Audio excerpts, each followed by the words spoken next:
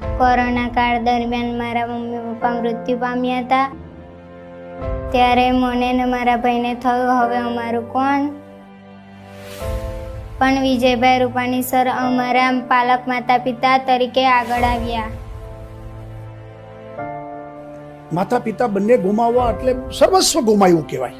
અને ત્યારે ખોટ સમાજ, સરકાર, સગા સંબંધીઓ. અરે સાહેબ એક કેતા ભૂલાઈ ગયું, હેપી જર્ની. Thank you. હા, મેં કીધું પેલા કહી દઉં. હાજી. અરે મિત્રો, વિજયભાઈ રૂપાણીએ વાત કરી લો ઓડિયો ક્લિપ સોશિયલ મીડિયાની અંદર ખૂબ જ વાયરલ થઈ રહી છે.